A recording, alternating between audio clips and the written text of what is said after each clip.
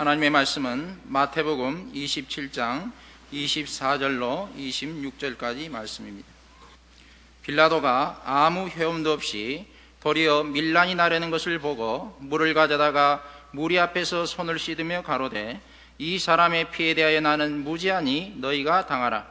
백성이 다 대답하여 가로되 그 피를 우리와 우리 자손에게 돌릴지어다 하거늘 이에 바라바는 저에게 놓아주고 예수는 채찍질하고 십자가에 못 박히게 넘겨주니라.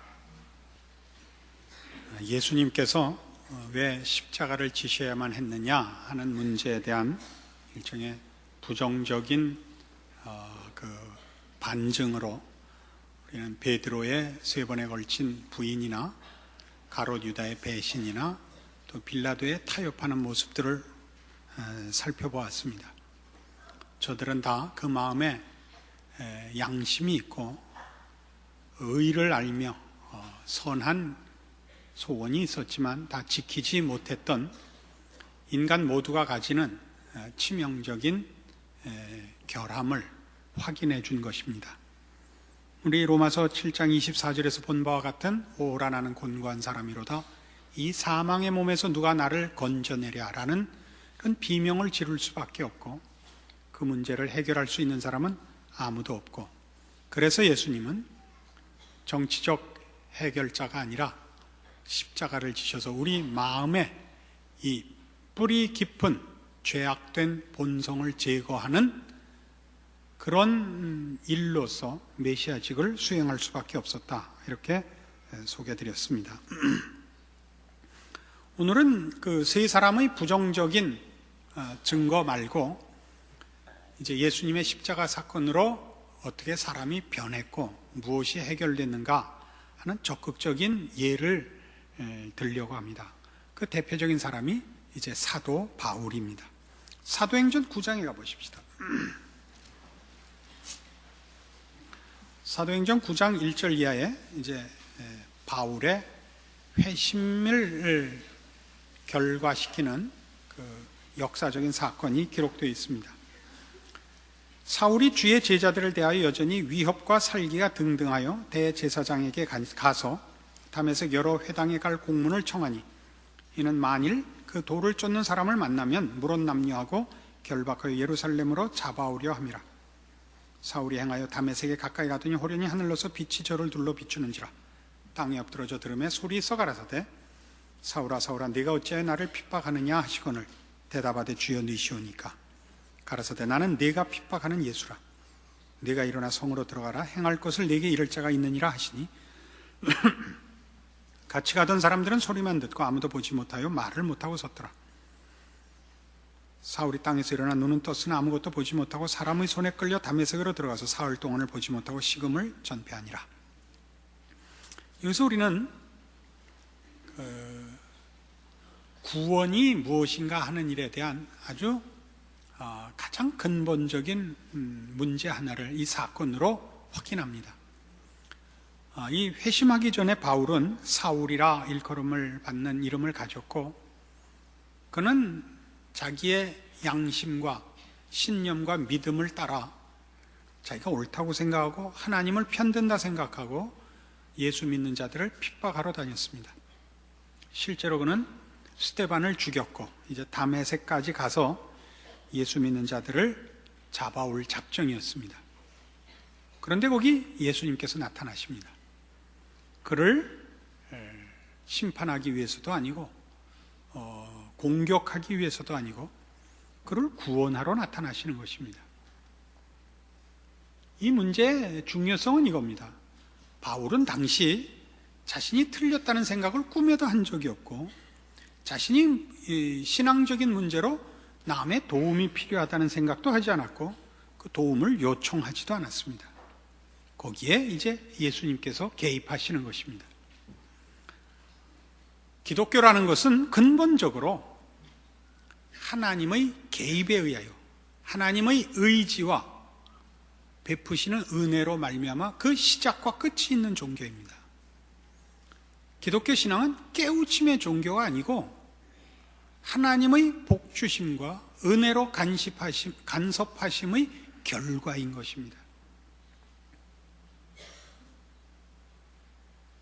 우리 안에는 구원에 대한 필요성에 대한 인식도 없습니다. 우리는 우리가 잘하는 줄 알고 있고, 그리고 선택의 여지 없이 우리는 다 죄의 종일 뿐입니다. 거기에 주께서 찾아오시고 우리의 눈을 뜨게 하시고 우리의 필요를 알리시며 그 필요에 답하십니다. 그러니까 회개라는 것은 이미 결과이지, 구원의 결과이지 구원의 조건이 아닙니다.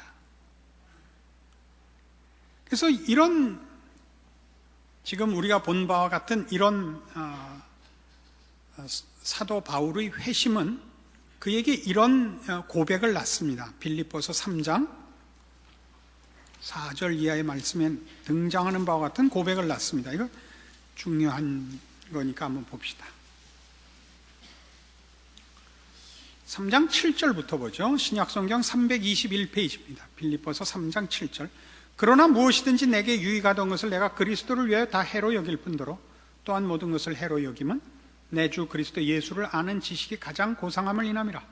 내가 그를 위하여 모든 것을 잃어버리고 배설물로 여김은 그리스도를 얻고 그 안에서 발견되려 함이니 내가 가진 의는 율법에서 난 것이 아니요 오직 그리스도를 믿음으로 말미암은 것이니 곧 믿음으로 하나님께로서 난 의라.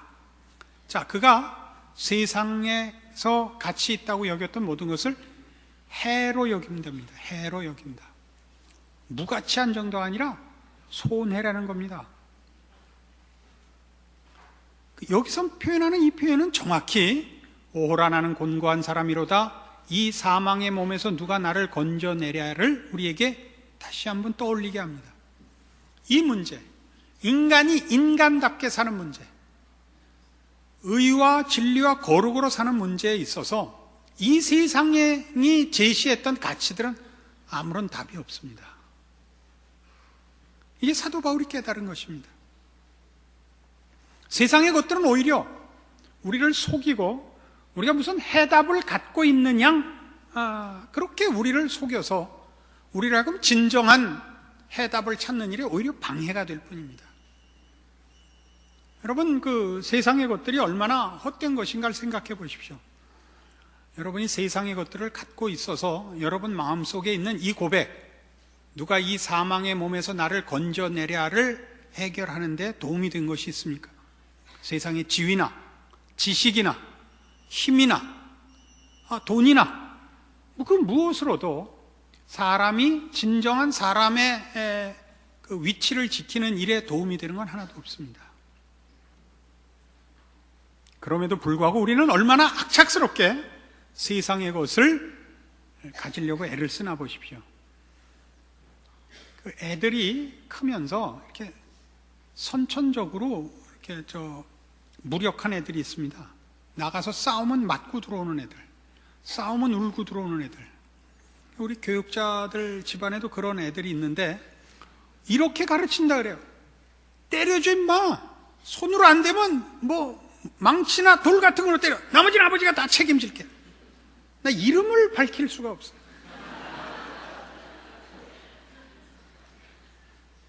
여러분, 그 얘기 들을 때 옆에서 야, 목사가 저래서 쓰겠나 이런 생각 안 하시죠? 안 그래요? 맞아.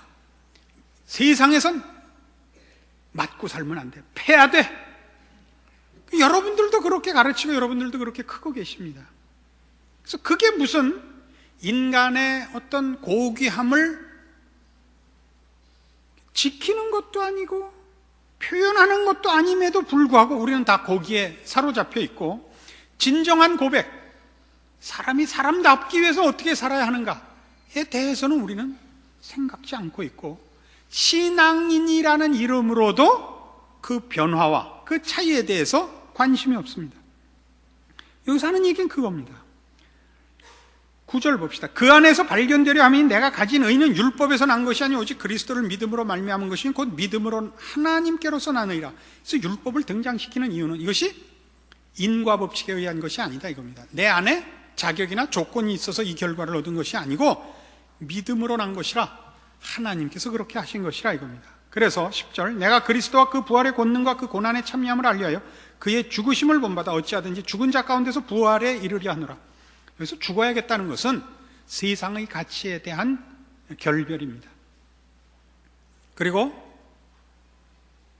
하나님께서 요구하시고 의도하시는 그런 내용과의 새로운 삶입니다. 이것이 구원입니다. 이 구원을 통 이해들을 못하시는 것 같습니다. 우리에게 있어서 구원이나 신앙은 마치 성경에 표현된 대로 경건을 이익의 재료로 생각하는 경향이 더 많습니다. 예수를 믿었으니까 이제 모든 것이 잘 될 거라 생각합니다. 그 시중엔 그렇게 얘기하는 이가 너무나 많습니다. 늘 얘기하지만 우리가 신앙으로 병고침을 받는다든가 신앙으로 어떤 사업의 번창을 은혜로 입는다든가 하는 건 다 하나님이 온천하를 지으시고 다스리시는 주인이라는 것을 인식시키기 위해서 그렇게 하시지, 그것이 궁극적인 목표거나 참다운 가치로서 우리에게 허락되는 것은 아닙니다. 여러분 스스로 점검해 보듯이 여러분이 남보다 더 가진 것이 있거나 남보다 더 지위가 높아서 남보다 난 사람은 하나도 없습니다. 사람이 사람다운 싸움을 하는 데는 가진 것과 배운 것은 아무 의미가 없습니다. 신앙만이 있을 뿐입니다. 성경은 그걸 우리에게 가르치고 있죠. 그래서 디모데전서 1장에 돌아가시면 신약성경 337페이지 디모데전서 1장 12절 이하에 사도 바울이 자신을 이렇게 또 설명하는 구절을 만납니다. 나를 능하게 하신 그리스도 예수 우리 주께 내가 감사함은 나를 충성되이 여겨 내게 직분을 맡기심이니 내가 전에는 회방자요 핍박자요 포행자였으나 도리어 긍휼을 입은 것은 내가 믿지 아니할 때 알지 못하고 행하였습니다. 우리 주의 은혜가 그리스도 예수 안에 있는 믿음과 사랑과 함께 넘치도록 풍성하였도다. 믿보다 모든 사람이 받을 만한 이 말이요 그리스도 예수께서 죄인을 구원하시려고 세상에 임하셨다 했도다. 죄인 중에 내가 괴수니라. 여기서 그가 죄인 중에 내가 괴수다라고 얘기하는 건 겸손이 아닙니다. 그가 내가 죄인 중에 괴수라고 얘기한 것은 내가 구원받을 만한 조건과 자격으로는 제일 끄트머리에 있었다를 우리에게 이해시키려는 것입니다. 우리 예수 믿는 이들, 신앙인들에게 요구하는 신앙적 덕목들 중에 이 겸손이 제일 첫 자리를 차지할 겁니다. 겸손, 온유, 용서, 사랑 이런 것들은 무슨 도덕적 덕목이거나 그 사람의 고귀함을 나타내는 것이 아니고 신자들에게 있어서는 자신의 꼴을 확인한 정직한 고백인 것입니다. 자기가 누군지를 아는 겁니다. 자기가 바로 이 곤고한 자리에 있었던 것과 무력하고 비참한 자리에 있었던 것을 확인하고 오직 그리스도 예수로 말미암아 이 모든 해결을 얻었다는 것을 아는 정직한 현실 파악에서 나오는 것이지 소위 말하는 겸손을 떠는 게 아닙니다. 그 예수 믿는 사람들이 신앙 표현할 때 이렇게 경건을 떠는 것 같이 꼴 보기 싫은 게 없어요. 그 실력이 되지 않았는데 사랑을 하려면요 이렇게 이를 악물고 인상을 쓰고 사랑을 하는 거예요. 사랑이 내 천성이 아니란 말이에요. 그러니까 그렇게 하라 그래서 어쩔 수 없이 하는 거예요. 이렇게 다 온 세포가 사랑으로 다 변화된 것 같이 이렇게 눈을 감고 넘어가서 사랑이라 그러지 말라고요. 그렇게 신앙이 한꺼번에 가지 않아요. 그렇게 쉽게 되는 게 아니에요. 그러나 어쨌든 그리로 가도록 고침을 받은 거예요. 아시겠어요? 미국에 가서 오래된 제자가 하나 있는데 우리 이대원 목사님 친구입니다.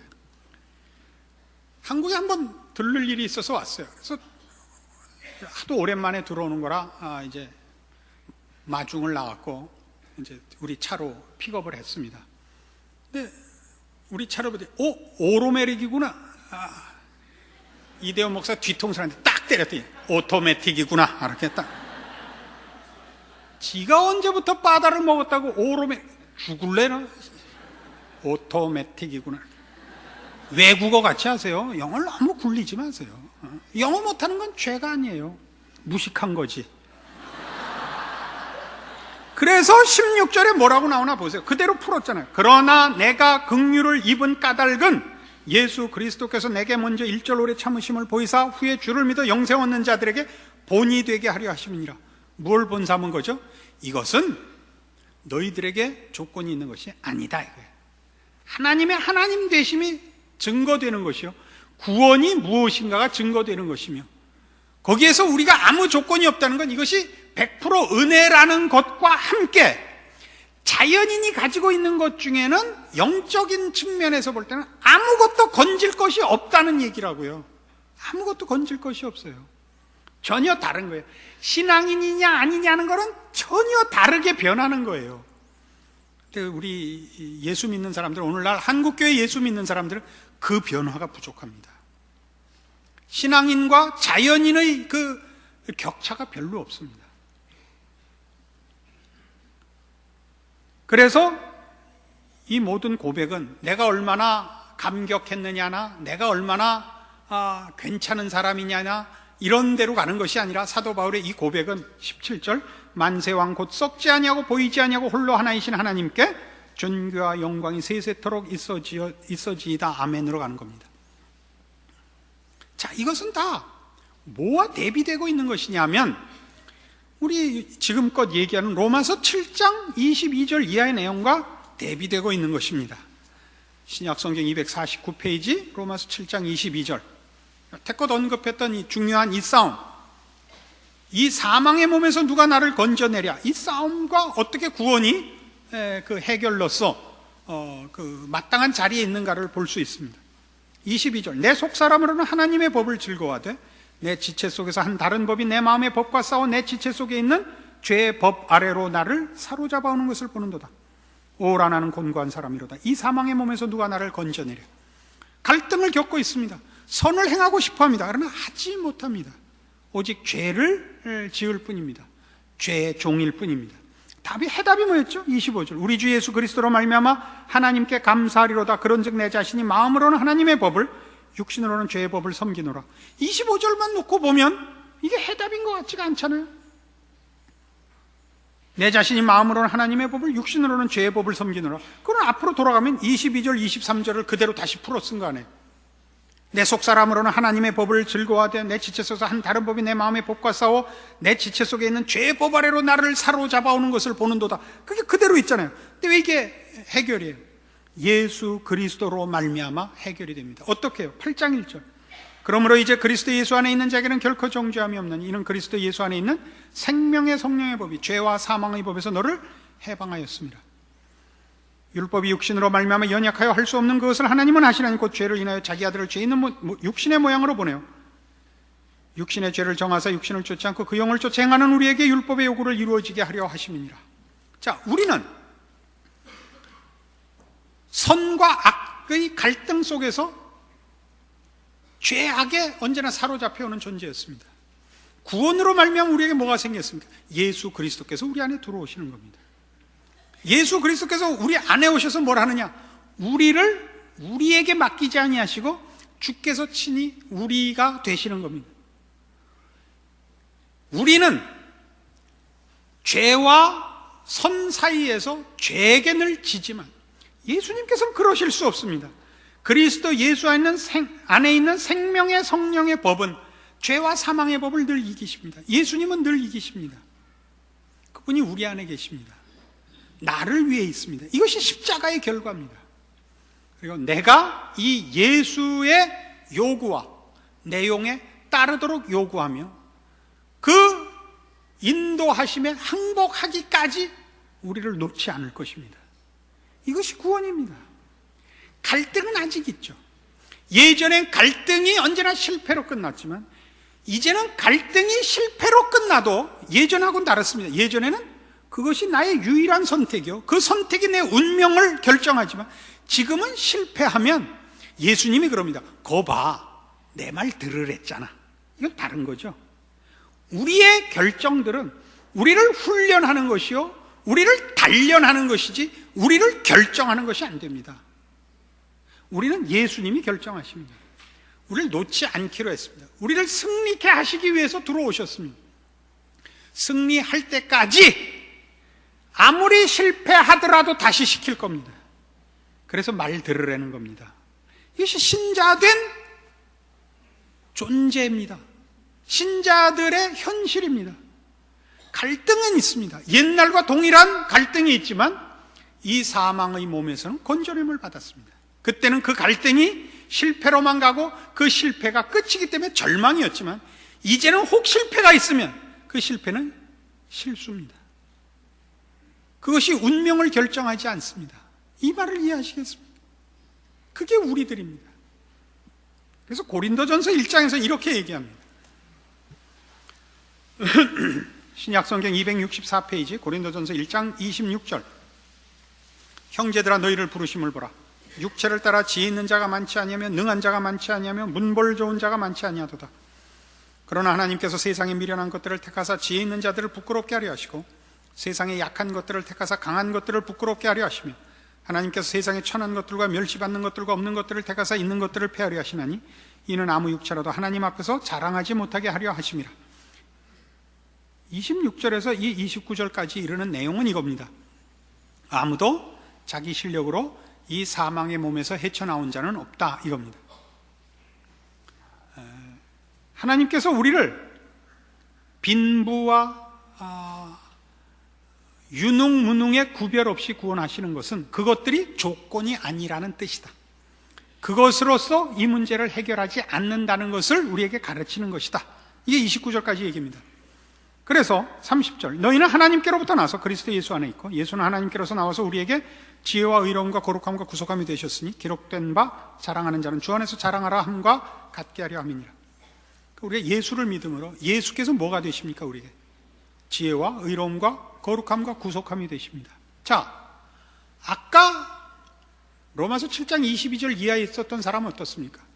내 속사람으로는 하나님을 즐거워하되 내 지체 속에 한 다른 법이 나를 육신의 죄 아래로 끌고 오는 것을 봅니다.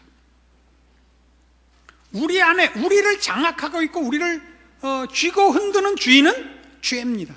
그러나 이제 예수님은 십자가를 지심으로 우리 모두를 구속하사 하나님의 백성 만드셨는데 그 백성 만드신 실제적인 내용이 어떤 것이냐? 주께서 우리 안에 들어오사 우리에게 주인이 되십니다. 그는 우리의 지혜와 의로움과 거룩함과 구속함이 되십니다. 그는 우리를 예전에 예수 없을 때 우리가 죄 아래 팔려 있었던 것 같이 죄가 우리의 주인이었었던 것 같이 이제 구원 얻은 우리에게는 예수님이 주인이십니다. 그가 승리하기까지 우리를 놓지도 않고 실패치 않을 것입니다. 그래서 여기 자랑하는 자는 주 안에서 자랑하라 이렇게 고백하는 것은 이제 우리가 기억해 둘 만한 결론인 것입니다. 어떤 자랑입니까? 우리가 예전에 싸웠던 것은 더러움을 어떻게 피하느냐의 싸움이었고 이제 우리의 싸움은 어떻게 거룩해지느냐의 싸움입니다. 더러움을 피할 방법이 없었고 패망을 피할 방법이 없었습니다. 그때 우리는 오라 나는 곤고한 사람이로다라는 고백밖에 할 게 없었습니다. 지금은 다릅니다. 지금 거룩해 되는 일, 의로운 일, 생명과 진리에 속한 일에 부름을 받았고 즉 그리로 우리는 우리의 희망과 약속을 갖고 있습니다. 우리의 싸움은 잘 되는 싸움입니다. 우리의 실패는 잘 되는 싸움에 실패한 것이지 옛날같이 패망을 면하는 싸움이 아닙니다. 이게 신자들이죠. 그래서 신앙의 제일 우선되는 그 요구는 순종입니다. 순종이란 뭡니까? 하나님의 말씀을 들을 것. 왜요? 그로부터만 지혜와 의로움과 거룩함과 구속함이 있으니까. 우리 안엔 거룩에 속한 것이 없으니까 순종을 그토록 요구하는 것입니다. 우리의 신앙을 점검해 보십시오. 우리의 신앙은 다 뭡니까? 하나님 믿어 드렸으니까 내 소원도 들어주십시오. 여기엔 순종이라는 단어가 설 자리가 없습니다. 이건 완전히 물물교환이죠. 우리 지금 한국 교회는 기독교 신앙을 너무 값싸게 팔아먹고 있습니다. 여러 사람에게 어필하기 위해서 너무 단순하게 만들어버렸습니다. 기독교 신앙의 고급한 내용들은 없어지고 누구나 알아듣는 얘기만 하고 있습니다. 우리 학교 다닐 때 여러분 모두 이런 생각 해보시지 않았습니까? 수학은 배워서 뭐하나? 거스름돈만 틀리지 않으면 되지. 그런 생각 하셨죠? 여러분 옛날에 배웠던 무슨 삼각함수라든가 미분, 적분, 수열 그 하나하나 기억하고 계세요? 그 쓴 데 있어요 왜 해야 되죠? 우리의 뇌의 기능을 더 정교화하며 더 키우는 일에 수학이 최고이기 때문입니다. 수학을 했기 때문에 여러분이 연애도 하고 애들도 키우는 거예요. 수학을 가르치는 게 아니라 그래서 여러분이 축구 선수들보다 난 대갈통을 가지게 됐다 이거예요. 알아들어요? 이걸 다 포기해버렸어요. 예수 믿는다는 것은 예수 믿어서 보이는 보상이 있는 것. 예수 믿었더니 애들이 말 잘 듣고, 예수 믿었더니 병이 낫고, 예수 믿었더니 돈이 더 잘 벌려. 이런 건 아닙니다. 예수를 믿었더니 더 의로워지고 거룩해지고 그리스도를 닮고 이겁니다. 하나님을 아버지라 부르기에 부끄럽지 않고 이겁니다. 이쪽이 너무 없어요. 그러니까 예수를 믿는다는 것이 가장 원색적인 표현으로는 다 나와요. 밥 먹을 때 식기도 하는 거, 전체 모여서 기도할 때 아우성 치는 걸로는 표현이 되는데 더 고급한 거, 실제적이고 더 근본적인 거, 예수 믿어서 자연인과 다른 거, 그건 하나도 없어요. 그건 하나도 없어요. 사납고 거칠고 세상의 것 갖고 싸우고, 그 면에서 전혀 신자들만이 가지는 차이가 없단 말이죠. 구원이 뭔지를 모르는 겁니다. 사도 바울은 빌립보서 4장 13절에서 이런 고백을 하죠. 내게 능력 주시는 자 안에서 내가 모든 것을 할 수 있느니라. 그 내게 능력 주시는 자가 주는 건 뭐예요? 여기 있는 대로 지혜로움과 의로움과 거룩함과 구속함이에요. 거기에는요 대한민국 결승 가는 거 이런 건 없어요. 그런 데는 기도하는 거 안 해요. 그런 데는 기도하는 거 안 해요. 성남시의 일화 축구단 연고지 뽑아가라, 2단이다, 그런 데다가는 안 쓰는 거예요. 단군 모가지 쳐라, 단군상 철거해, 그런 데다 쓰는 거 아니에요. 그런 데 쓰지 말고 여러분 하나하나가 예수 그리스도를 여러분 마음에 모심으로써 달라진 이것, 이 사망의 몸에서 벗어나 의와 진리의 거룩함으로 지으심을 받은 새 사람의 모습을 보이세요. 그걸 안 보이면 꽝인 거예요. 말 그대로 꽝인 거예요. 자꾸 저한테 그렇게들 교인들이 오고요. 목사님, 이번 주일만은 좀 따뜻하게 해주세요. 어떻게 이렇게 평생을 욕만 하세요? 어떻게 안 해요 그럼? 여러분이 칭찬받게 한 게 뭐 있어요? 손 들고 칭찬받을 짓 한 거 없잖아요. 예수를 믿는다는 건 훨씬 고급한 거예요. 영적인 것이고 인격적인 거라고요. 여러분에게 세상이 어떻게 시험을 걸고 어떻게 협박을 할지라도, 여러분의 상태가, 삶의 조건이 아무리 열악하더라도 예수 그리스도를 닮은 신자의 고귀함을 뺏어갈 수 없는 내용으로 빛을 발해야 되는 거예요. 그것이 안 돼 있다면 여러분은 예수 그리스도의 십자가를 모욕하는 것입니다. 사도 바울이 한 고백들은 다 그 위대한 바울의 고백이 아니라 십자가의 승리가 가져온 모든 성도들에게 허락된 특권이요 영광인 것입니다.